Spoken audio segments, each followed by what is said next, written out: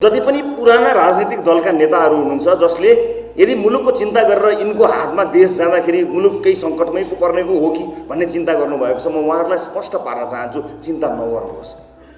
तपाईहरूले चिन्ता गर्न पर्दैन। नयाँ पुस्ता सक्षम छ, सबल छ।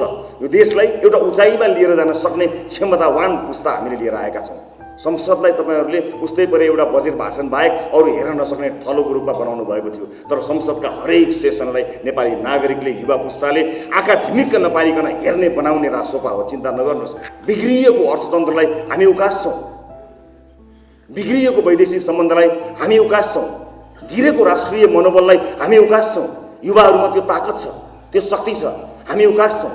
हामी सक्षम छौँ, राजनीतिक रूपमा परिपक्व हुन्छौँ, हुँदैछौँ, गर्दैछौँ। तर त्यो राजनीति पनि के राजनीति जसले देशलाई हरितन्नम बनाएर छोड्यो, देशका नागरिकलाई देश छोडेर जाने बनायो, लालापालालाई छोडेर जानुपर्ने बनायो, सम्भावना भएको देशलाई सम्भावनाहीन बनाएर छोड्यो। हामी त्यहाँबाट उठाएर एउटा गन्तव्यमा मुलुकलाई लिएर जान सक्षम छौँ।